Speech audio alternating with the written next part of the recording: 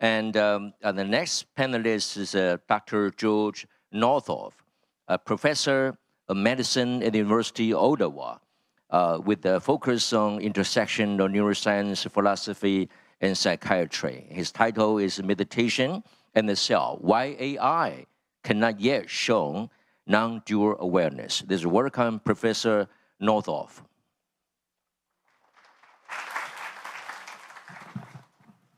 Yeah, thank you very much, and also for inviting in this beautiful setting within the hotel and outside the hotel. Thank you very much.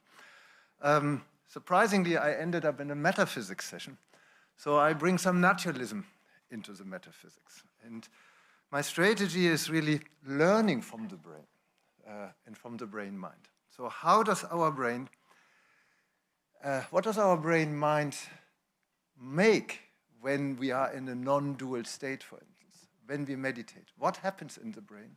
And do the same things can happen in AI? So in the main take-home message, and after which you can already go home now, meditation can tell us about the deeper layer of our brain and mind, which are not present in current AI. And much of current neuroscience neglects these deeper layers. But I claim these are absolutely key for making possible meditation and the kind of mental features associated with it. Where do I have to push the button here? It's this one? Green. Yeah, okay. Yeah. Okay, thanks. I will only go forward, not backward. And I will focus, as a scientist, I need to slice things up. I need to focus on specific phenomena. And I focus on two specific features of meditation here, meaning equanimity and non-duality. I think I don't need to say much in this room about it, what it is. And I will now try to basically not reduce them to explain them away. That's not what I'm doing. What I'm trying to do is trying to what makes them possible in a naturalistic sense. So now I know it's the green button. So my talk is, I will show you the non-duality, and it's related to the brain's non-dual topography. I know it's hard to understand. I will put some flesh to the bones later. De-identification, equanimity, is related to the brain's inner duration. And after that, I will basically say, what does this imply for an intrinsic subjectivity or point of view? That's very important because this has often been discussed in Western philosophy, that consciousness experience presupposes a point of view. And I say that that point of view, which our brain-mind can constitute relative to the world, very important, is lacking in AI. And then I conclude why AI cannot meditate, and I will argue it is not a principle or necessary. No, it's not excluded that in the future it can. So let me start with the non-duality. Again, I think I don't need to say much about the slide. You know, our mind, usually we make a clear distinction between self, non-self, my emotions, your emotions, my thoughts, your thoughts, self, non-self. That, and in the non-dual state here on the left, you see that that is abandoned. There is no self, non-self anymore. You experience and immerse yourself as part of the wider world, and you don't make a distinction anymore between the two in your experience. And this is contradictory to the Western view in Western philosophy that any kind of experience presupposes a self as distinct from the non-self. And I think Buddhism and Eastern philosophy in general can teach us a lot. There is much more, there is a deeper layer of which Western philosophy was often not aware. And that's what I try to unravel in the brain. So then I say that non-dual awareness, different ways, different induction methods, different forms of meditation. And here I always like this slide. This was done by a student of mine here. You really see now the beginning meditator, the novel meditator has a lower right now, has a dual experience, self, non-self. And then that gradually in the advanced or proficient meditators, you experience a unity of yourself with the world, meaning there is no such distinction anymore. The necessary, now put in a very Kantian way, the necessary conditions for the possible distinction of self and world, inner and outer, are no longer given in such a non-dual state. Now I'm looking, what are those necessary conditions? So I will spare you the empirical detail, but what you see, so we compared here the brains of proficient meditators versus novel meditators. And I draw your attention here to the left. Is there no, there is no pointer here. So here to the left, and I cannot walk away here from the microphone. Pointer is this one. It's the small green thing. Okay, great. So you see this here. So you see the regions. So here the regions in the front of the brain called frontal cortex. They use, okay, that was not a good idea. So now I need to go backwards. So the regions in the front of the brain, you can see them here, they, about your inner thoughts, your sense of self, as I said, I simplify, so for neuroscience in the audience, please forgive me. And then you have regions in the back of the brain, which are now more for your outer perception. So when I see you, I process you, I hear the noise, I process basically in the back, what is called the sensory regions of our brain. And when I have my own inner thoughts, and I don't really pay attention to much what happens in the outside world, my more frontal here, my regions in the front of the brain are more active. And usually these regions are really differentiated. They're very much connected with among themselves here, the regions in the frontal cortex, and very much connected here in the back. But they're not so much connected with each other in the normal, non-meditative or novel meditative state. Now what you observe, and that's basically what you say, it's a dual topography, it's a dual organization of your brain. Really, that's an intrinsic feature of our brain. Then in the proficient meditator, you see here, it's suddenly, those regions are very much synchronized with each other. Yeah, there's no principal difference anymore. And if you're highly synchronized, you don't make a difference anymore. Yeah, when I'm synchronizing with the rhythm of the music, then I don't experience a difference. There is the music, this is me. And even better, that synchronization gives me a feeling of groove. And that, I think, also happens in meditation due to this non-dual reorganization, topographic reorganization in the brain of the proficient meditator. So that you can literally observe, meaning they process any external input or any internal thought no longer as different from the respective other one. They synchronize with each other. So I don't make the difference anymore between inner and outer in my experience. So, and interestingly, the same happens with our self.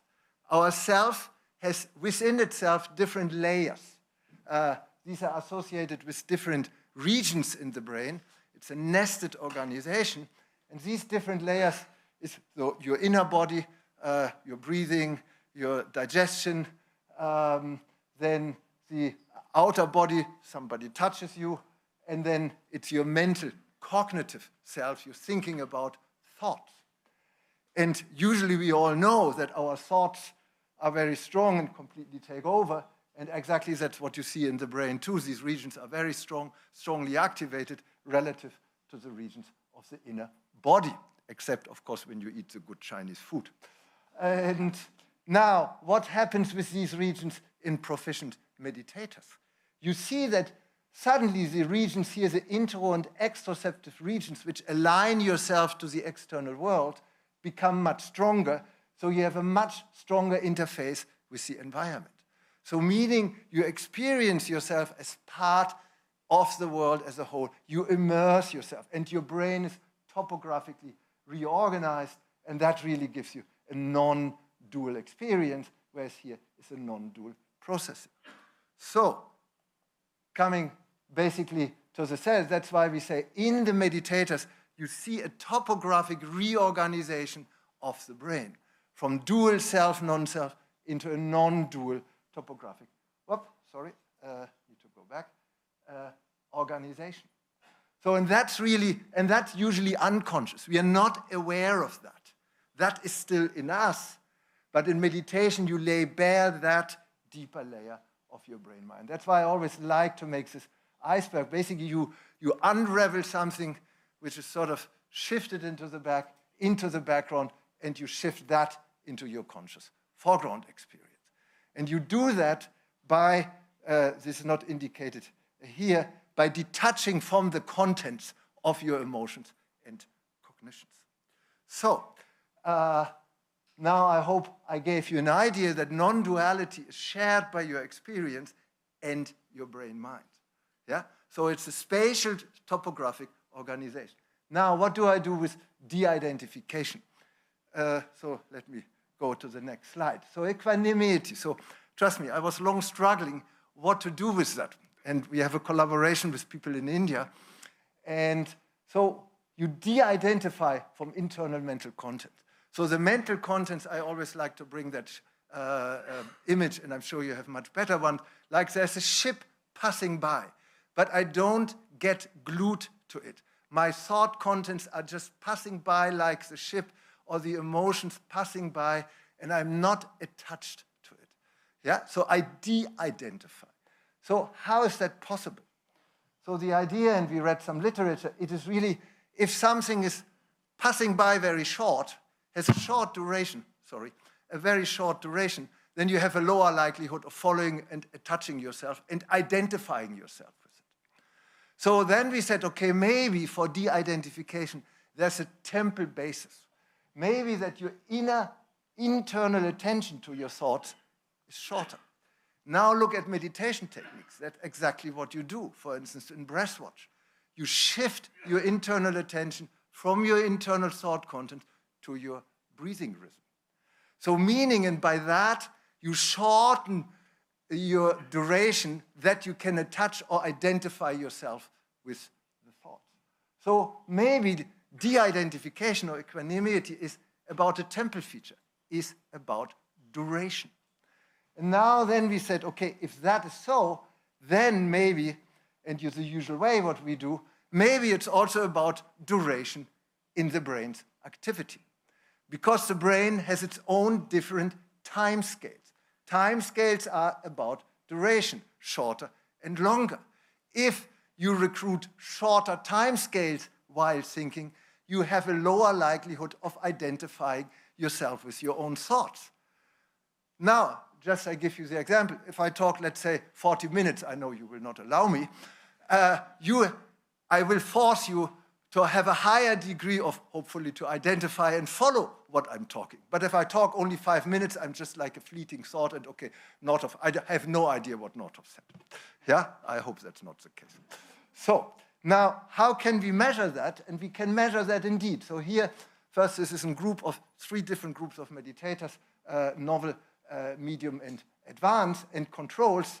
And you see first, we measured there's an equanimity scale. There's a scale for meditation where you can test meditator. And we really wanted to see, do these advanced meditators really show higher degrees of equanimity? So just testing whether that is really true. And fortunately, good for the advanced meditators, that was the case. You can see that here they have a much higher degree of equanimity, the advanced meditators, compared to the novel and the controls. And you can really see a parametric curve. You see this here again, same thing. So then we ask, in the same scale, there's also a non-duality subscore. So then we ask, how are non-duality and equanimity related to each other on the purely phenomenological or experiential level?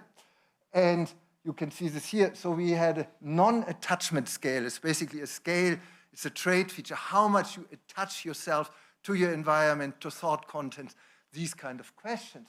And what we saw, so this is a trait feature that impacted equanimity, but through non-duality.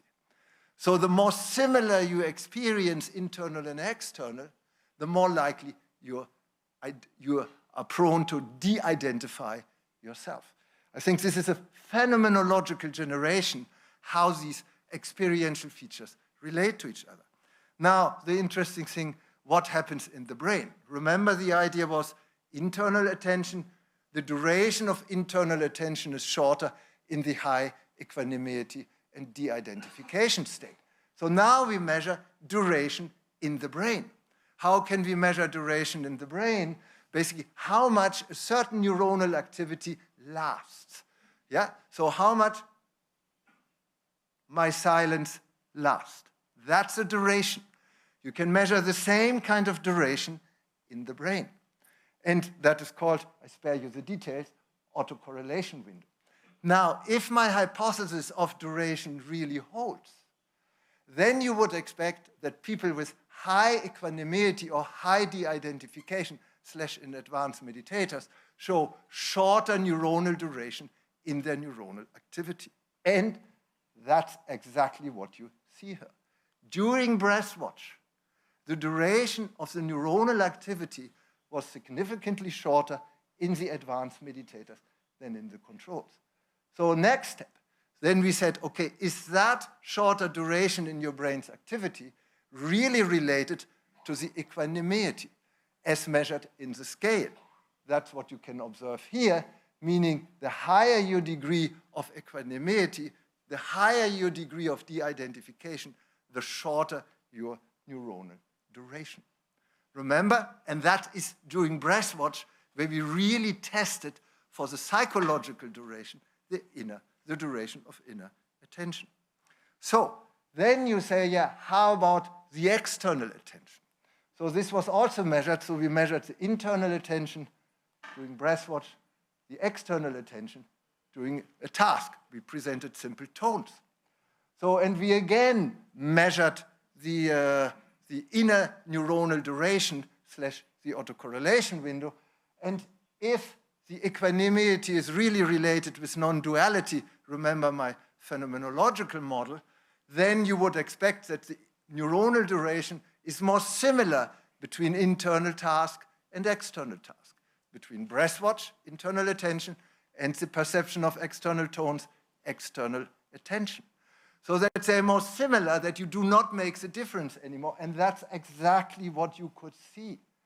So here we compared this difference between in the neuronal duration between the internal attention, the breath watch, and the external task, and you see a larger difference between the internal external duration in the controls, and in the advanced meditator, it's very close to 0. I knew this would happen. So you have the same neuronal duration for internal and external attention. That, of course, because our experience, our consciousness is time-based, of course you say, there's no difference anymore. That's your experience of non-duality. So now, then you want to say how these neuronal duration relate to your psychological or phenomenological experience. So here we test the difference between internal and external neuronal duration relate to equanimity through non-duality. So here you see the intricate, that this is really, it's about time features. It's about temporal features of your brain, and these are manifest in corresponding ways in your experience.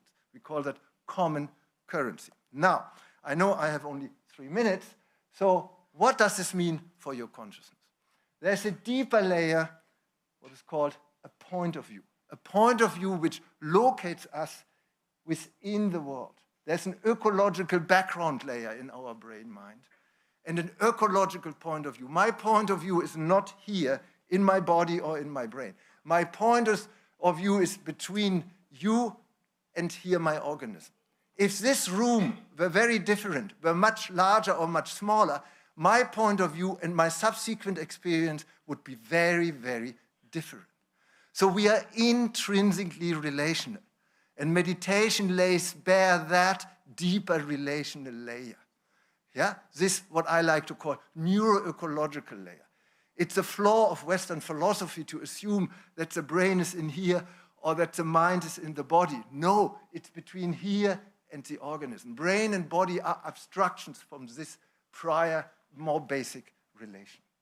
And that makes possible the experience. And then you have a surface layer. That's the mental surface layer. That's your dual topography, your distinction between longer and shorter duration. But the deeper layer, that's where you have a non-dual topography and a similarity between long and short duration. That's where you have the non-dual unity. And that gives you, remember my music example, that gives you harmony, peace, and joy, like and that's not possible in AI because they lack this deeper layer.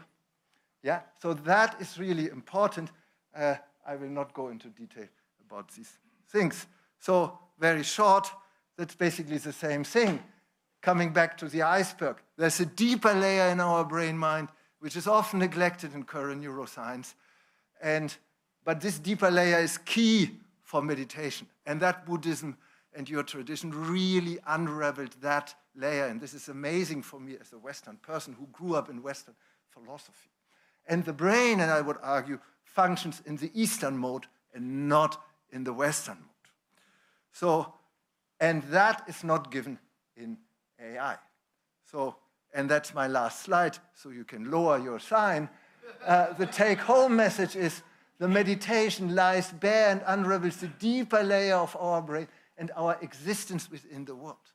Heidegger, the Western philosophy, was right. There's a being in the world.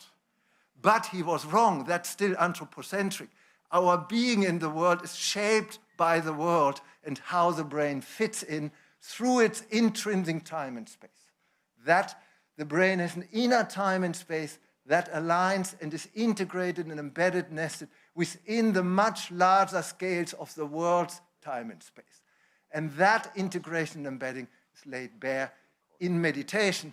And that's why I learn a lot from meditation and your tradition for what I call, or that I wouldn't intend, for spatial temporal neuroscience. Thank you very much.